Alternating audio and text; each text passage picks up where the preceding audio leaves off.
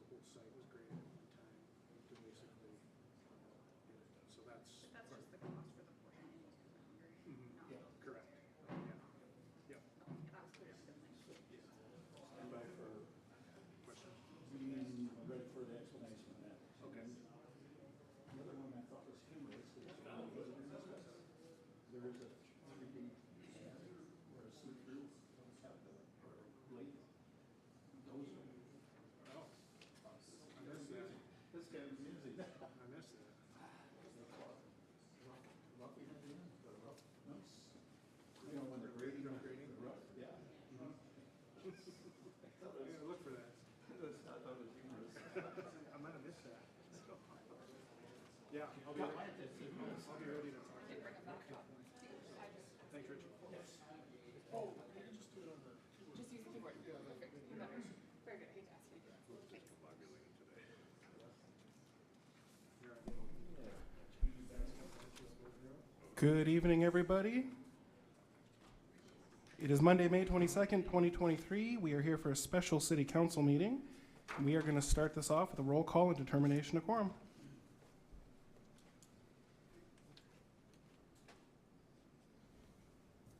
Nordstrom. Here. Solomon. Here. Roberts. Here. Stroman. Here. Armstrong. Here. Jones. Here. Lehman. Here. Ham. Evans. Here.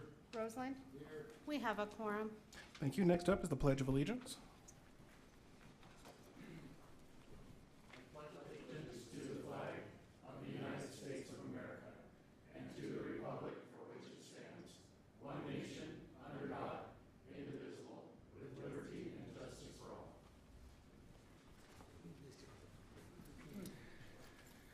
Next on the agenda is the adoption of the agenda. Motion by Armstrong, second by Evans. All in favor, say aye. Any opposed? Motion passes. General public comment, a time for the members of the public to discuss or express concerns to the council on any issue not on the agenda. No items will be added to the agenda per statute for special meetings, and we do have one speaker on item 2. Beth Breckus. You go up to the podium, ma'am. You got 3 minutes.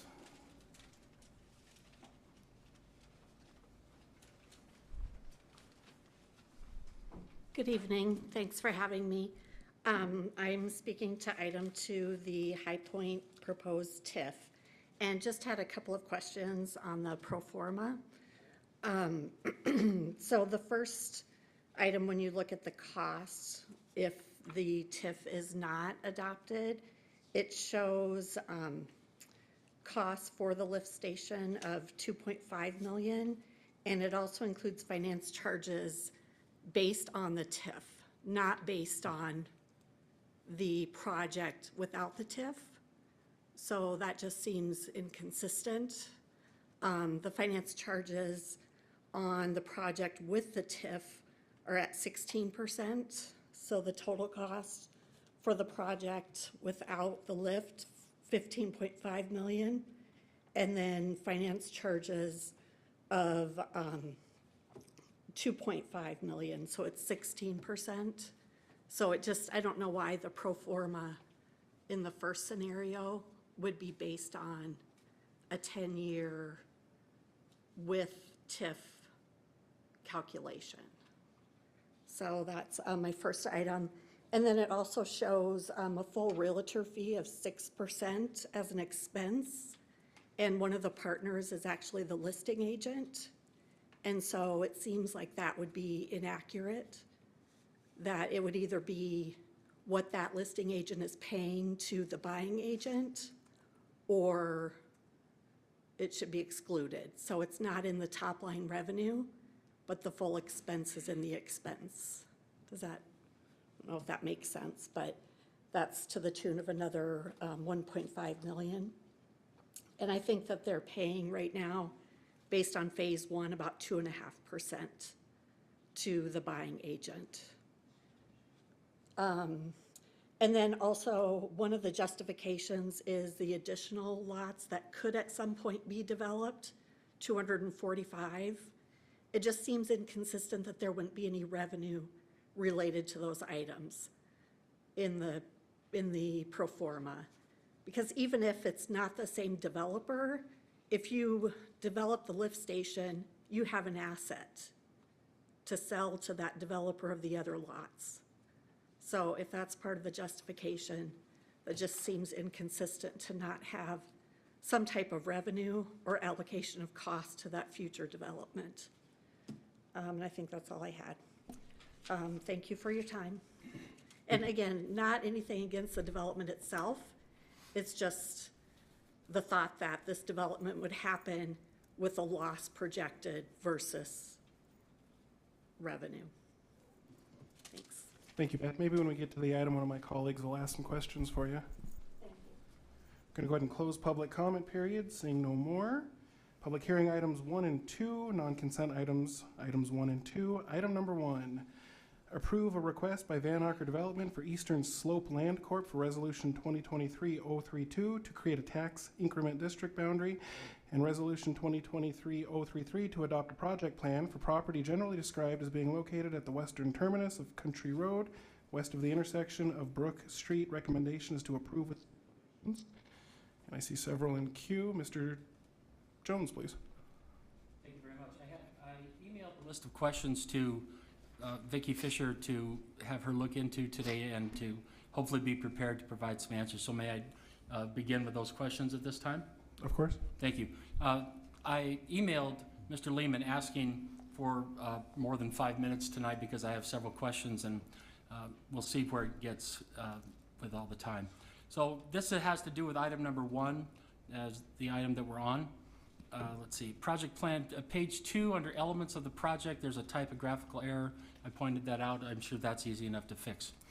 The listed price for the 6-inch fire hydrant lead auxiliary valve of $6,500. There was only one valve I could find anywhere that was close to that price. All the others were $1,100 to $3,500. Can you clarify that price for me?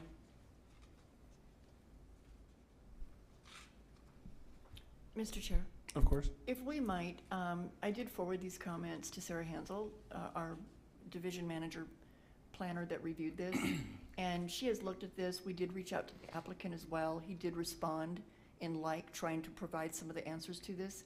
I think it would be very helpful if we just let Sarah give a brief presentation, and she'll try to hit the questions that Councilman Jones pointed out in his email earlier today.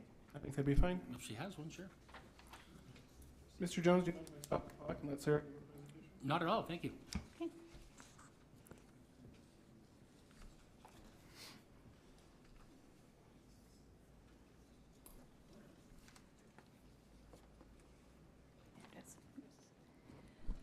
Okay, item number 1, this is the Country Road West extension. This is an overview of the district boundary.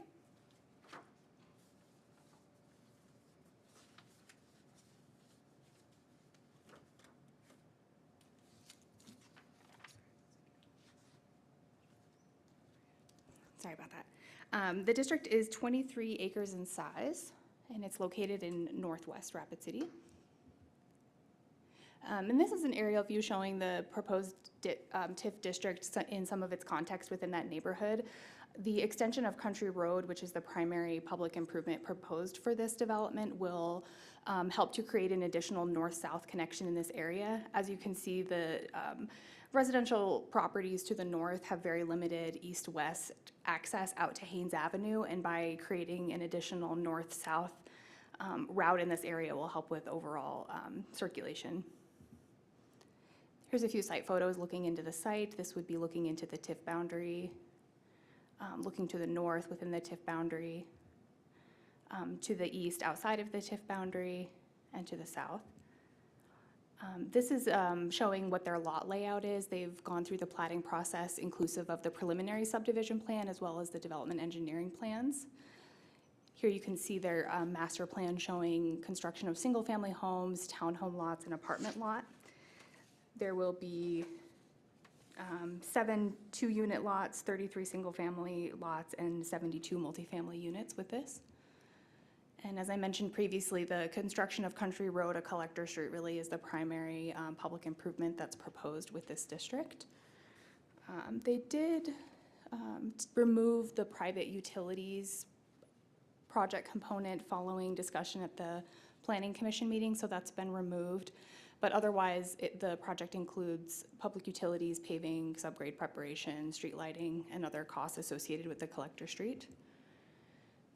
And they did also submit a cost estimate, and I think that some of Councilman Jones' questions probably relate to this, so I will just pause here briefly to address those.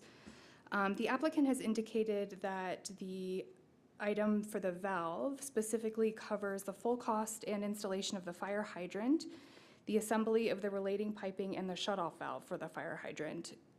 He knows that this is the current price, and a couple of years ago it would have been $3,500 to $5,000, but inflation has increased the pricing to reflect what's shown.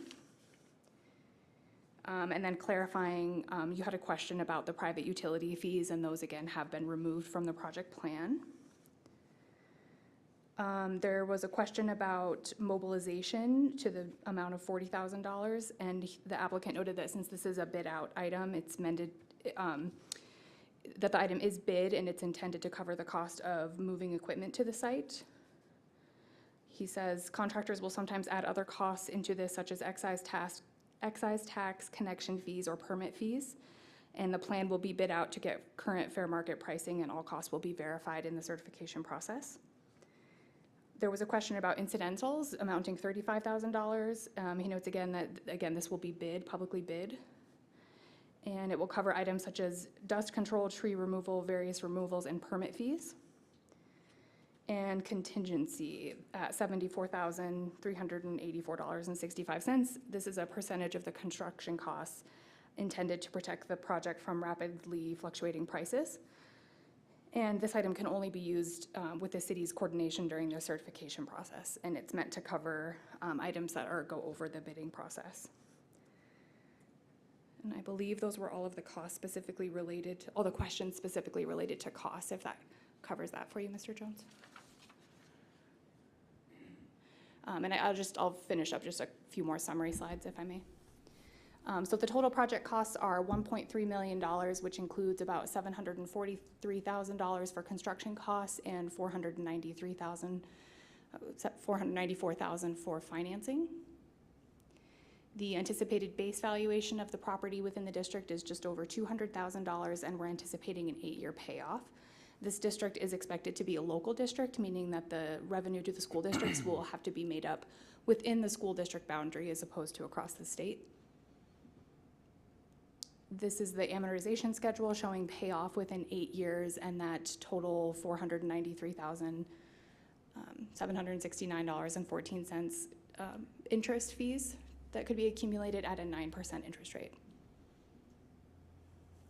And here's the project pro forma, showing their costs without the TIF and with the TIF, showing about $1 million loss for phases 2 through 4 without the TIF. And for economic impact, this district is anticipating construction jobs over the 8-year or over the 4-year period that construction will be occurring. And it's estimating 65 construction jobs over 4 years. And to summarize, the Planning Commission found that the request meets the intent of South Dakota codified law and recommended that staff bring forward a project plan for review by the council. And I'm available for any questions.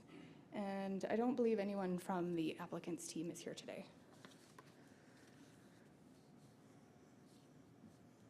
Thank you very much.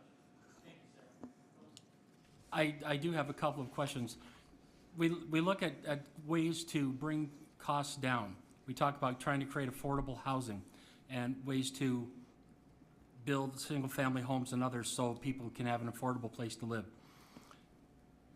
It seems like these little mystery red tape fees keep popping up. As the more I looked and the more I read it, the more they showed up.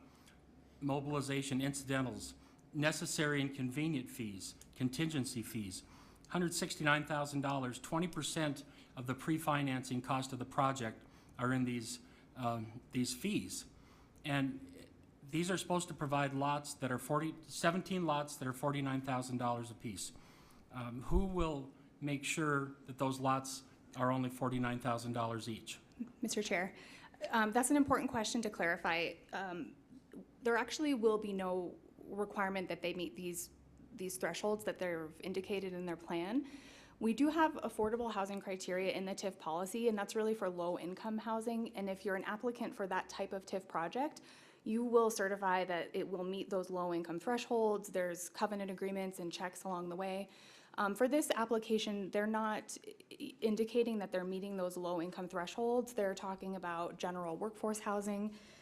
They've shown their lot prices and anticipated revenue as part of their pro forma, but there's nothing with this tax increment financing district that would otherwise hold them to meeting those market prices. One of the documents says the project will directly benefit low and moderate income people as defined by the U.S. Department of Housing and Urban Development as applied in the Community Development Block Grant Program, et cetera, et cetera. So how can that not be relevant to this project if it states within the document that this is a requirement? So the criteria for use of TIF includes several options that applicants can check. And so if it's this set of criteria, the way that they structured their application, they sort of lumped their responses to what they were responding to within one box where multiple criteria were listed, but it is not their intent to meet this low-income housing criteria. So while I can understand why it would appear that way, that wasn't the intent of, they're not trying to claim that they're meeting that criteria. But the document says that that is a requirement of the TIF.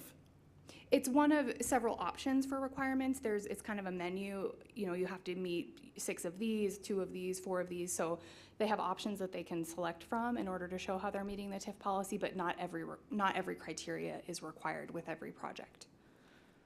So even though it states in there that this is going to provide 19 or 17 lots, whatever, at $49,000 each, that's actually not the case. They're using $49,000 as their estimate for what their revenue on the lot will be. So when we look at their pro forma, if you bear with me here a second, wrong one.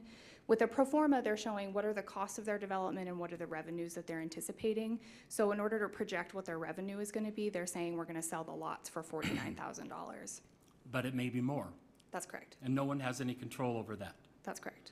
Yet we continue to talk about controlling the costs of building homes, and we've got a document in front of us that says all this, but you said they throw everything in a lump. I have a big lump in my throat right now because of all this. We're not doing anything to try to control the costs of housing developments in Rapid City, even though every person up here says that we want to do that. No one is. Why can't we start making these steps? And maybe I'm ignorant, maybe I don't know what's going on here. I'm being scowled at the moment by some of my council members, but that's okay.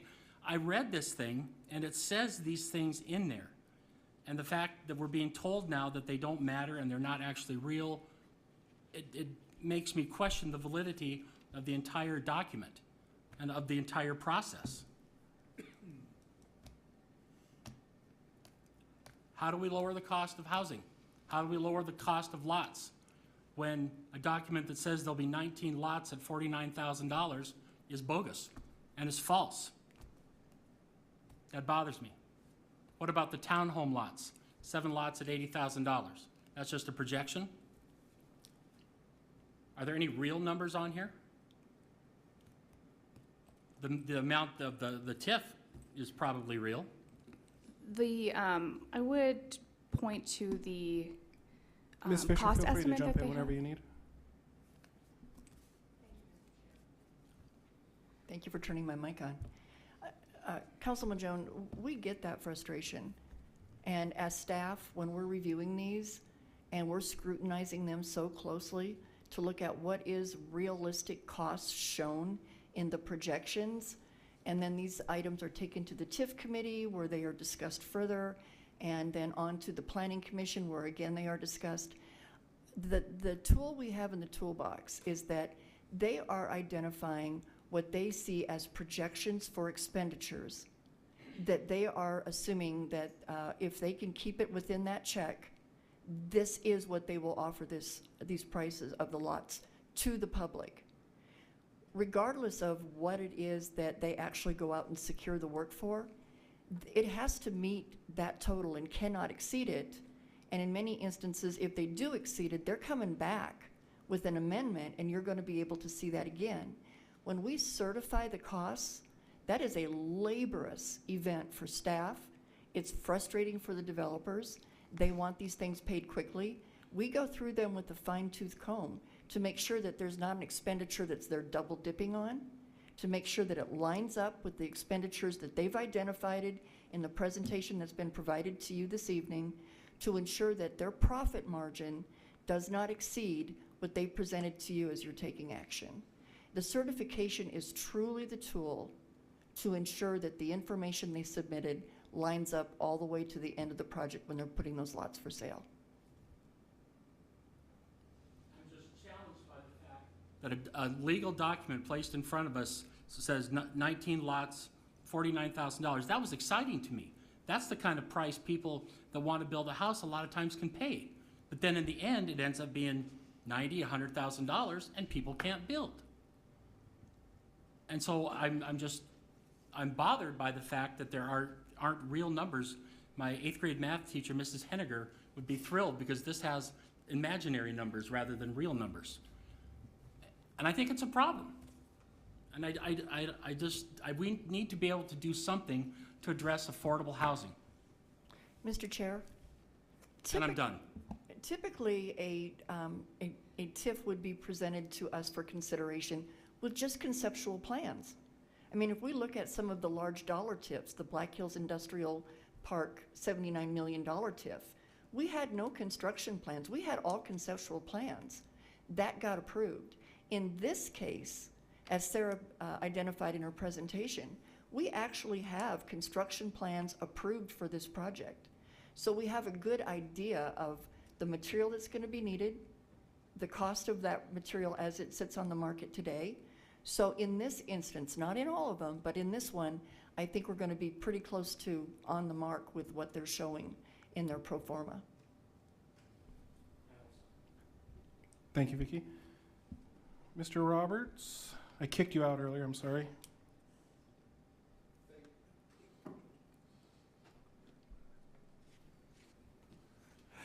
Thank you. I need to abstain from this, and if I can go to the dais, I can answer some of these questions that Pat had. Let's go to Mr. Nordstrom first and see if he has any.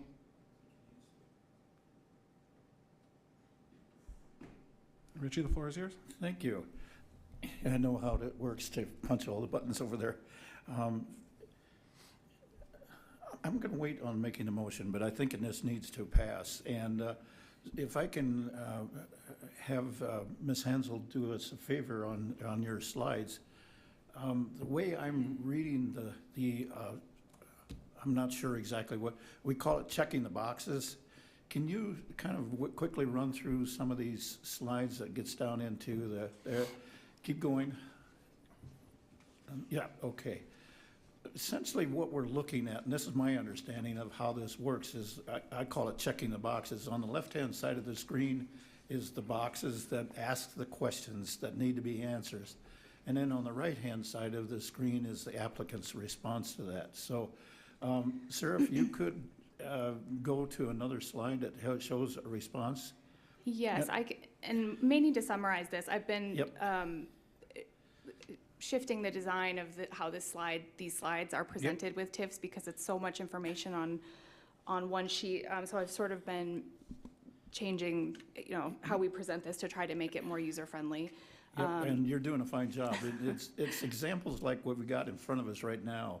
Yeah. Is that just shows the box that needs to be checked, or can it be checked, I should say, not a requirement, but it's a box that has the option to be checked. So, Sarah, if you can go another slide, I believe it's one or two more slides. Well, let's see.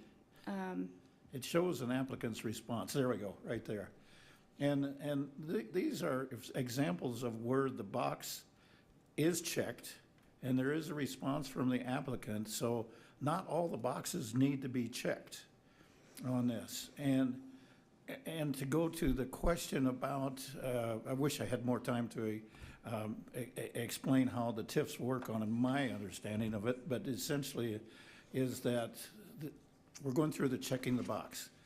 And if we get into affordable, the real definition of affordable housing, the numbers that I've been presented with is the lots have to be down in the neighborhood of $5,000. And I can stand to be corrected on that number, but to get real, true affordable housing, the lots themselves has to be in the neighborhood of $5,000. So these are definitely workforce houses that I'm looking at. And full disclosure, I was sitting on the TIF committee when some of these questions got brought up as well. So I appreciate the additional questions on this and the need for justification on it. But essentially what we're looking at is the answers that can be answered by the developer are in those boxes there. So I don't know what else to say about it, but it takes a little bit more than just 5 minutes or 15 minutes to kind of explain it, since we're kind of limited on time. So how this process works, because it is fairly complicated. It is, and it's taken me a few years to totally understand all of this as well. So don't expect to get everybody on board in one evening with this. So and with that, Mr. Chair, I will support it once the motion gets made. Thank you, Mr. Nordstrom. I see no one else in queue, and I don't have a motion on the floor. Mr. Solomon?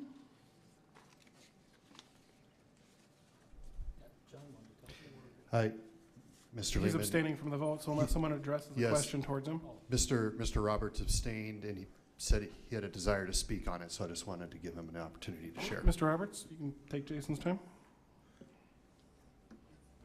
They're on? Oh, I didn't really have a desire to speak. I just wanted to clarify how the prices of those lots were set. So if you look within the TID boundaries on Brook Street, last fall there was 3 lots, single-family lots that were sold for $49,900. And then if you look north of that project, there was multiple townhome lots that were sold for $80,000. So basically, they used the sales comps in the area.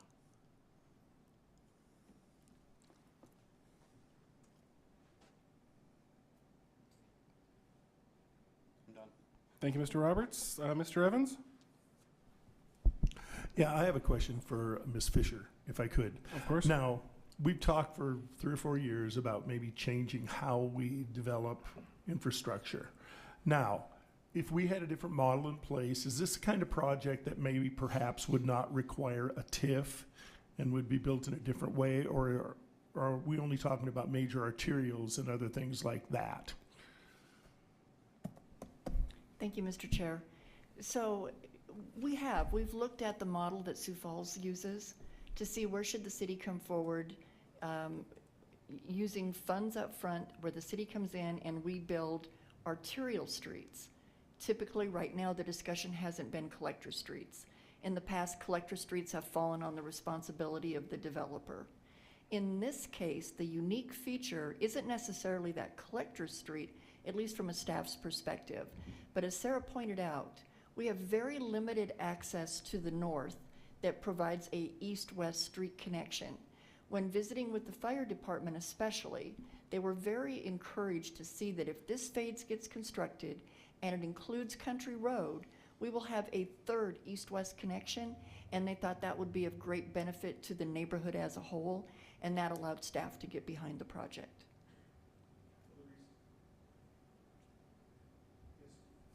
The reason I ask that is because I've actually driven up there from time to time, and it is really easy to get trapped. And so I do see that there is some benefit to doing that, but perhaps in the future, we won't be dealing with TIFs like this because we'll have a different model to work with. Thank you. Thank you, Mr. Evans. Mr. Nordstrom again?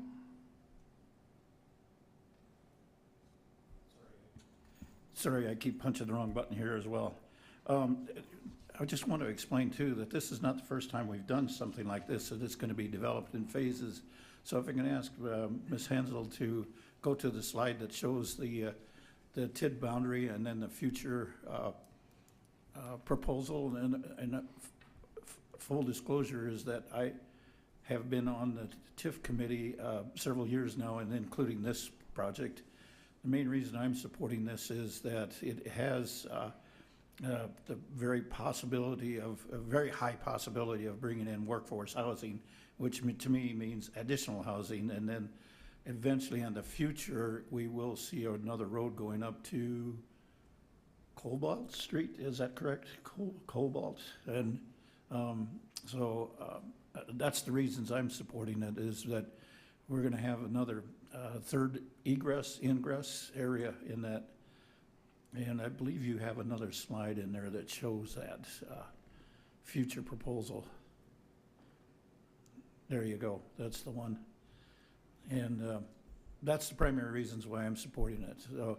And again, it comes down to the price per lot and where you went through the, equalization, Board of Equalizations, and how we did the process there of determining the price of the land. And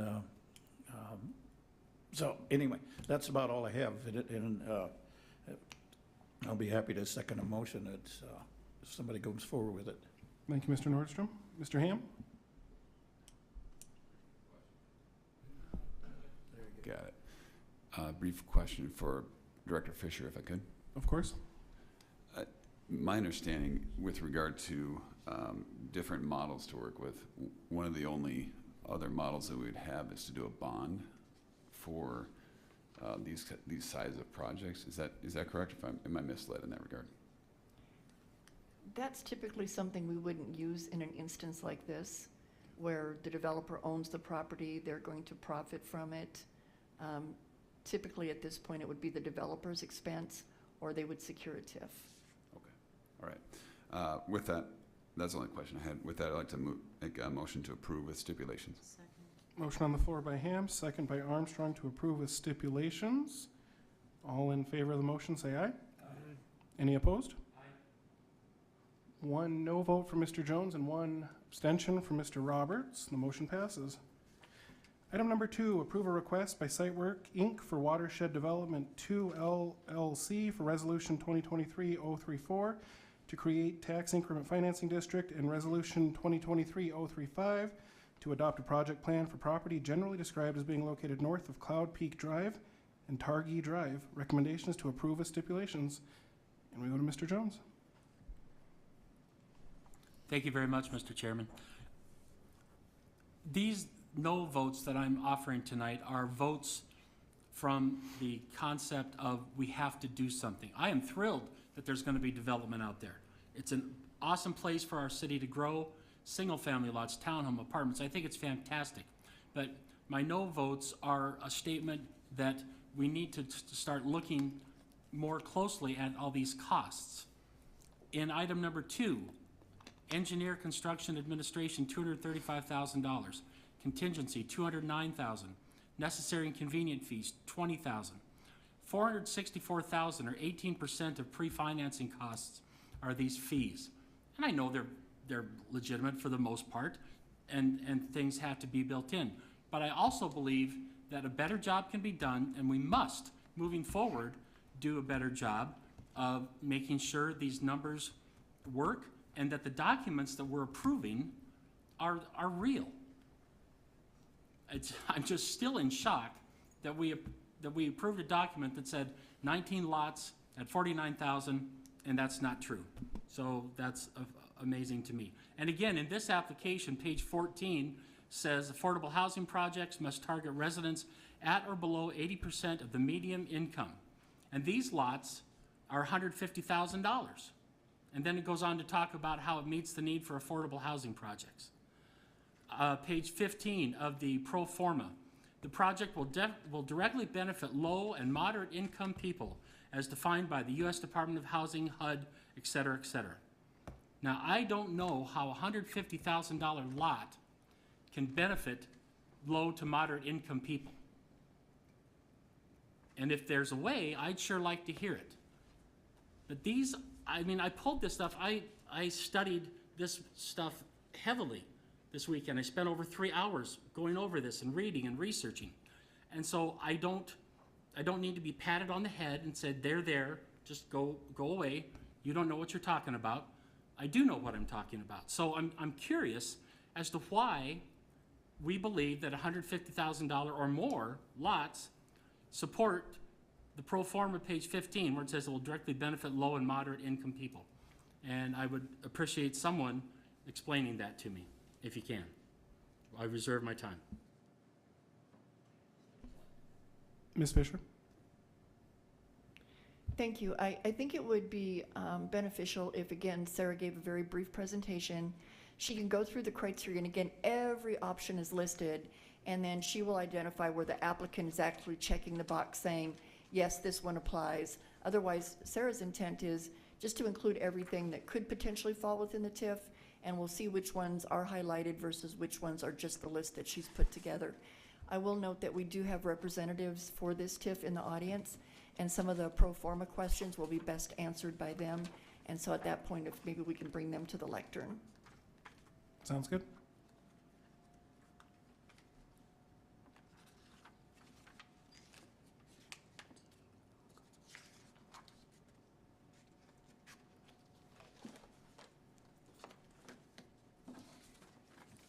Okay, the High Point North Lift Station Tax Increment District is about 146 acres in size. You can see the boundary shown in yellow. With this district, there's actually a few different boundaries that we're going to be referencing. So right now, I want to just point out the yellow district boundary with the point at the top is the entire district boundary, and we'll reference other boundaries related to the lift station service area later in the presentation. This proposal is to support the construction of specifically 128 single-family homes. They are noted in the application up front as they're not workforce, they're not low income, they will be upscale homes with the philosophy that, you know, in our community there's an entire spectrum of housing needs, and so part of what happens along the housing market is you need families who are going to move up. They're going to go from their starter home to another home and maybe even a third home, and not having a home to move into can have a constraining effect at lower parts of the market, and the applicant is trying to highlight this for their application for these upscale homes. So 128 lots is what would be within the lift station service area that is also within the TIF boundary, and that may make a little bit more sense further on. This is looking generally within the project area, looking north. I had some trouble accessing the site the day that I took site photos. This site photo is looking to the east. This would be representative of within the district boundary. This is looking to the west. This would be outside of the boundary, but you get a general sense for the area. And then looking to the south. So the proposed infrastructure with this project is the lift station, the gravity main, which will provide potential service to property that is currently outside of the city limits, not owned by the developer, but provides that regional infrastructure need because it can service other homes in the future, up to an estimated 245 additional homes potentially. Here's their construction plans showing the lift station, and you can see it's located kind of midway through the site on the eastern side. And then here, this is the phases within the entire High Point development. So some of the residential construction that's already in this area didn't need this lift station in order to be developed. So some of those homes are already out there, have sewer service, and are within the TIF boundary. The portion that's shown in red are the phases 2, 3, and 4, which do require a lift station in order to construct these and serve these homes. And then just one further illustration to kind of show that area in red is the portion that's within the TIF boundary, that's the lift station service area, and then the portion of property it's not in the TIF, it's actually not even in city limits, but if that property is to develop in the future, will be within the service area of the lift station funded by this TIF district. And that's really what we looked at in terms of looking at the regional aspect of this project. Is it serving a regional need or just you know, one particular development in their need? There's about $6 million included in this project, with 2.5 for the capital costs and professional fees and some of those contingency costs, and then about $3.4 million for up to that amount for financing. The base valuation for this project is $23,445, and it's expected to pay off in 14 years. As with the previous district, this is not an economic development district. It's considered a local district. So the loss in revenue to the school district will be made up within our community as opposed to across the entire state. This is the amortization schedule showing the accumulation of up to about $3.4 million at a 9% interest rate over 14 years. There were when the TIF committee reviewed this, there was a pro forma showing a potential 9% loss without the TIF and a 28% gain with the TIF. At the meeting, they noted that there were some errors, there were some figures that they wanted to represent, and so they submitted a revised pro forma. So this is the one that's indicated in the staff report. The major change was that there was mass grading that occurred during the phase 1 construction. So this is mass grading that occurred within the TIF boundary, but during phase 1 of construction, and that totaled $1.7 million, and so they added that in as a cost. And then there were some other changes to costs, and that resulted in a 20% loss without the TIF that they're showing, and approximately 7% return with the TIF. And as Director Fisher noted, really the applicant would be the best person to address questions specifically about the pro forma. Economic impact, again, for this project is mostly construction jobs over 10 years, and they're estimating 68 jobs. And then 2 criteria. And again, I will probably present this differently the next time we do a TIF district, but there's 2 criteria in state law. The property has to either be blighted or that the property within the district will stimulate and develop the general economic welfare of the area. And the applicant notes that it's currently undeveloped and does not have existing street utility or lot layout. And if you're, this actually is in their application, so if you're following along, it's in the materials linked to the agenda. And they note that the improvements will create economic development and new housing options needed to support Rapid City's growing economy. And that the development includes provisions such as improved access, fire mitigation, and sanitary conveyances to improve the entire area and help future insanitary or unsafe conditions. And for the blight definition, they're referencing that this area is currently undeveloped and does not have street, utility, or lot layouts. Moving on, let's see, that's more definition from blight from state statute.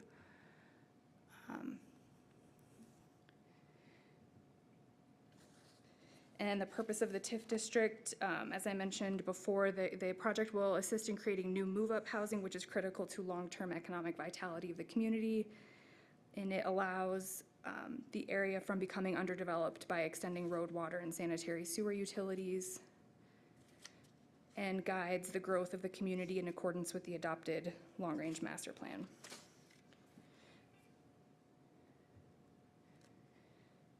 Uses of TIF, costs requested are for a lift station, force main, design costs, interest, and contingencies, noting that it will serve a regional area. They originally did include land acquisition and eventually removed that before moving forward with their application. They note that it meets the comprehensive plan and will not result in the net loss of pre-existing tax revenues. And here's an example in the TIF policy where, you don't have to meet all of these criteria, but you have to meet at least 2. And they are citing number 1.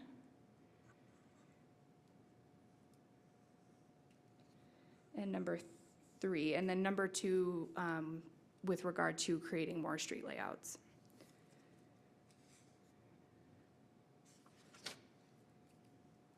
And then the TIF policy is somewhat open in this. It actually says the project should meet several of these criteria. So they note the creation of 50 construction jobs,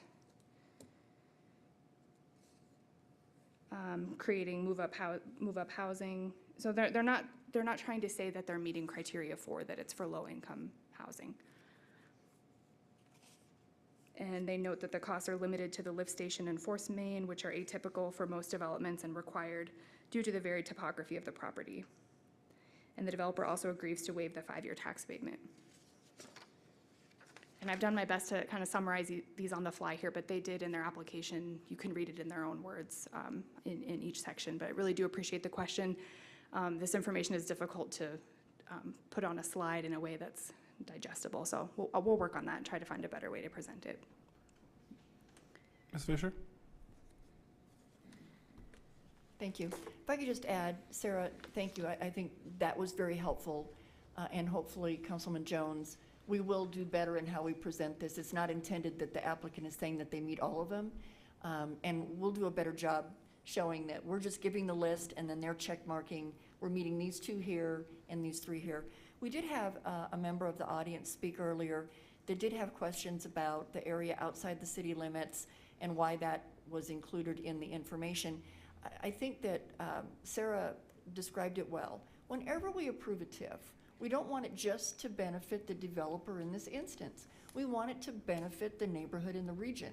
And I think they've done a good job to show that this lift station has the ability, based on elevation, to not only serve the property that's inside the city limits that will be used exclusively to pay back this TIF, but if a future owner or the current owner of the land outside the county should happen to subdivide, they would annex in at that time, and then they also could benefit from the lift station. But that property is not being included in how this TIF is getting paid off. It's just to show the regional component of the benefit of this TIF. Thank you, Ms. Fisher. Mr. Roberts? Thank you. I'd like to make a motion to approve. Motion on the, Richie, did you have more, or was it? Okay. With stipulations, motion maker? Okay. Motion on the floor is to approve with stipulations, seconded by Nordstrom, and we're going to give Richie the floor. Thank you, Mayor. Thank you, Mr. Chair. Let's see. Sarah, I think it's helpful for some of us to go to, I've got it on page 8 of that 154-page document. If you, it shows what the pro forma that came in as amended after the TIF committee. I think that is important.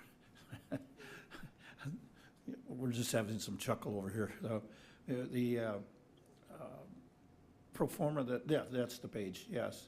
I think it's important for folks to understand what this project would look like if we did not have the TIF on it. So it's nearly a $5 million deficit without a TIF. And if we got the TIF going on there, then it brings it in a positive almost $2 million, or excuse me, $1.2 million.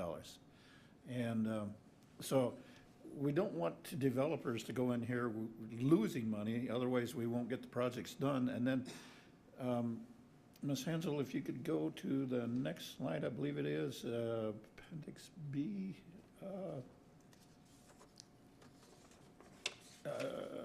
Exhibit B, I'm sorry.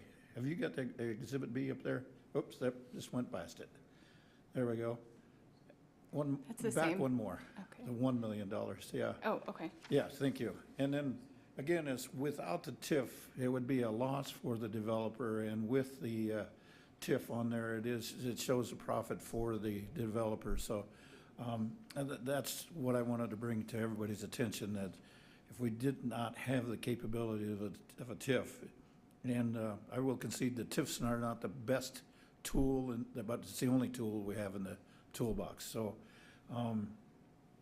to enhance development, and then also bringing up additional housing for this area.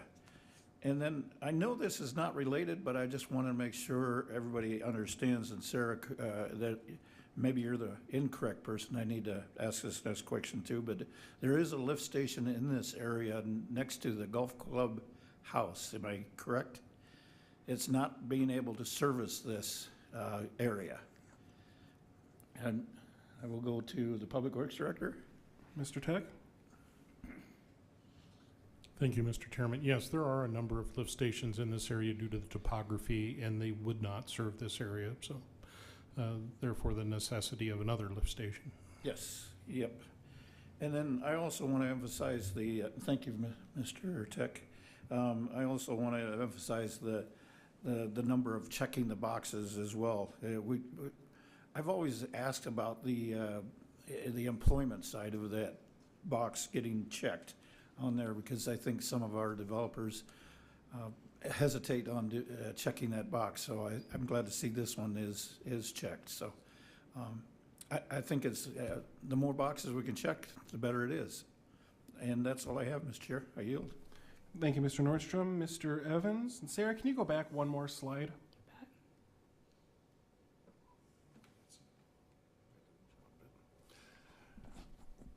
I just want to make a comment that this is a sort of TIF that confuses people, and it looks like we're just helping the rich get richer.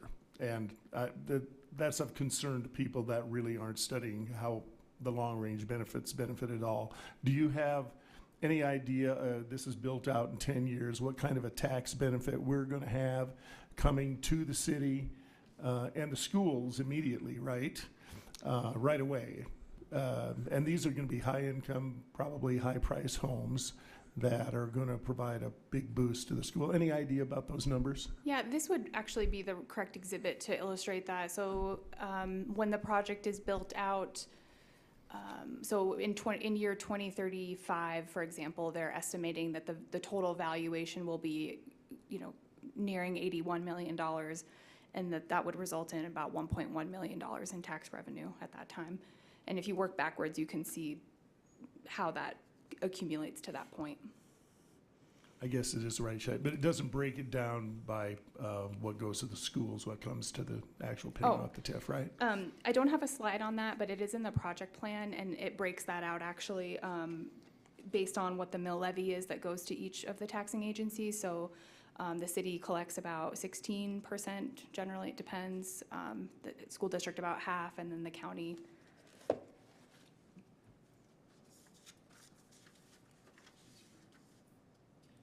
Let me just look. I don't do good with numbers on memory here.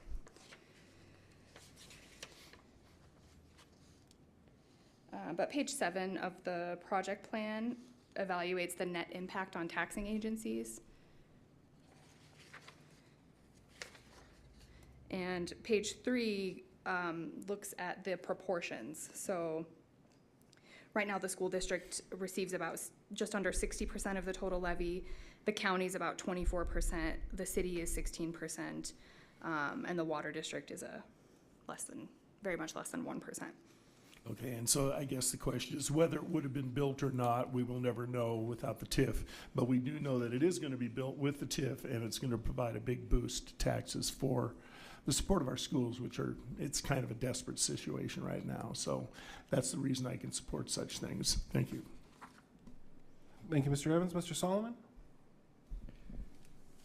Thank you, Mr. Chair. The public comment mentioned a question on the realtor fee of 6% and that the partner is a listing agent.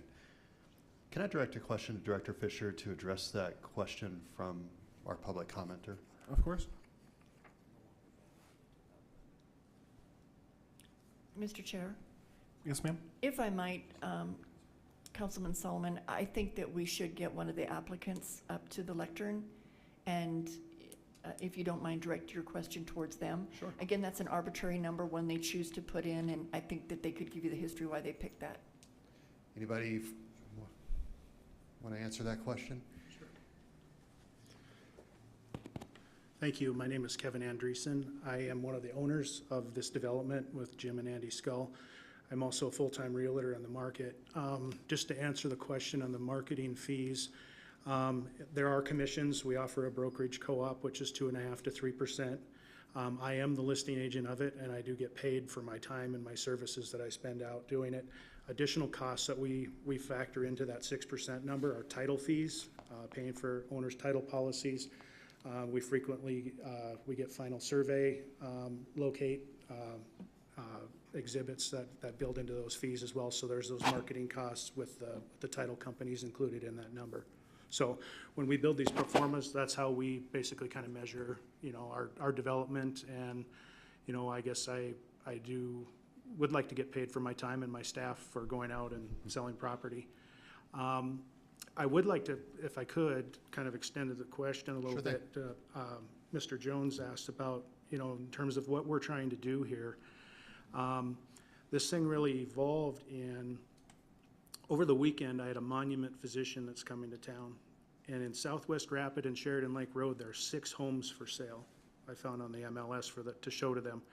So there's a very limited supply of inventory. So what happens with that physician is now I'm all of a sudden over in the medium in Robbinsdale. We looked at homes in Robbinsdale.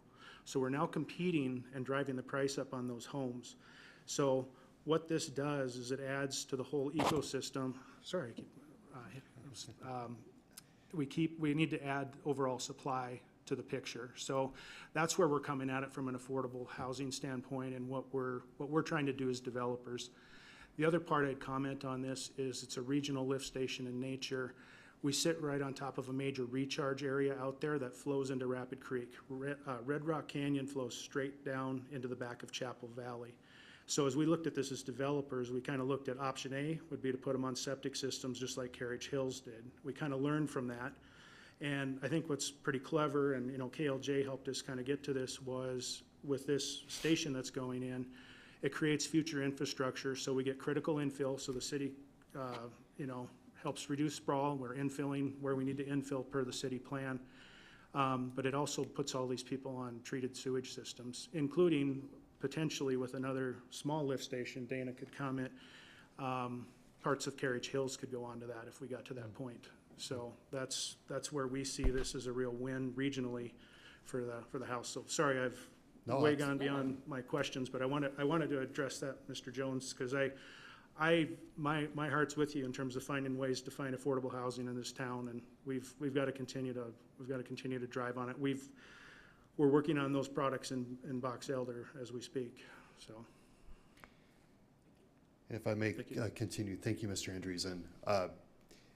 This is actually interesting how higher end homes might affect affordable homes. And one of the things I learned several years ago in the housing study that we had is that you have obviously low income homes, middle income, higher income, and that when you don't have enough higher income homes, that those folks tend to go to the middle income and eat up that inventory. And meanwhile, that sometimes you don't have enough affordable homes, that group levels up and has more home than they can afford, actually eats up that middle. So some of the best way to relieve pressure off the middle income homes is obviously more workforce and affordable housing, but also more premium housing for those who need it. Helps relieve some of the pressure. Of course, we have a lot more factors coming in now, but it's funny how that chain effect of having how could $1 million home impact affordable homes? That's how it works, is they're kind of an ecosystem. It all works together. Yes. So in the end, it actually is a benefit to everybody, not to mention getting a physician in town that we might need and those sort of things. And Director Fisher, I haven't heard this in a long time, but it used to be every time we had a TIF, we talked about the but-for test. And does that directly apply anymore, that this TIF is not going to happen, or this project's not going to happen but for this TIF? Would you mind a quick summary just for our education purposes, please? Mr. Chair. Of course. There was a time when the council and the TIF committee took a very hard stance, and that if this wasn't a regional improvement to benefit the community as a whole, they didn't get behind a TIF. And there was a lot of debate and labored discussion at these meetings. Over the course of time, that has changed. What we've seen from council is that if the TIFs show that it's going to be a benefit meeting a need of the city, putting in more housing, maybe creating an industrial park, and it shows that it's going to pay off, then there's support for the TIF. In this case, the cost of the lift station that does serve a regional area outside of the developer's property itself, staff would take the position this phase of this project in High Point Ranch would not go forward at this time but for this TIF. And I think, so there's two things that I like about it. For one, it helps the housing need that we have, and I just kind of talked about that. And two, even if you are someone who's kind of iffy on TIFs, if you wanted to use that but-for test, it actually really does apply here, other than the overall good, which we can agree on. But there is the other factor that the but-for test, if that was something you wanted to apply in this situation, also would work. So I think you have a couple of justifications. Mr. Chair, if I might piggyback on that, Mr. Andreessen pointed out too that if this lift station is not, this TIF isn't approved for the lift station, they will have to design this similar to areas in Carriage Hills, which is put on-site septic tanks. Because of the aquifer levels in this area, that would be the worst thing that we could do for this area of our community. And we do not want to see 1 acre parcels with high-end homes on them. We want to see denser development. We want to reduce the amount of sprawl and ensure that we've got urbanized development in an area with community water and sewer, and this lift station lets us check those boxes. Thank you, Ms. Fisher. Mr. Ainsley, did you want to jump in here for a second?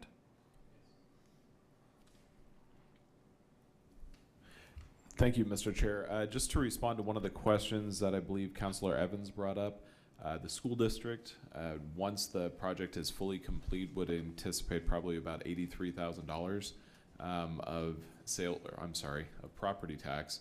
And then once the tax increment is paid off, then the city would receive about $22,700. Mr. Jones for 2.5 minutes. Thank you, and I won't take that long. Mr. Andreessen, thank you very much. I appreciate it. I'm not here to be against TIFs or against development. I'm excited and love the fact that this is happening. And you will have me change my mind, and I will vote in support of this. I respect you being here, and I respect you get up and talking about those items. So thank you, sir. It means an awful lot to me. Every one of us sitting up here has said that we're going to try to impact the housing prices in our area and provide affordable housing. And if we aren't going to have these difficult conversations and bring up these tough subjects, it won't just be the but-for test, it's going to be my butt's going to be kicked test if we don't do these. So we have to have these challenging conversations. That's why we're here. That's why we get the big money. So I appreciate you all letting me bring this forward. Vicki, Sarah, thank you all for being so prepared to answer my questions. I greatly appreciate it, because this is what we have to do. This is what we said we would do as elected officials, and this is what we need to do. And I am all about supporting this stuff, and I'm thrilled about it, and I'm going to vote to support it because of the respect that I just earned towards you, sir. So thank you, and let's call the question. Thank you. The motion on the floor is to approve the item with stipulations. All those in favor? Aye. Any opposed? Motion passes. Motion to adjourn, second. All in favor? Any opposed? We are adjourned.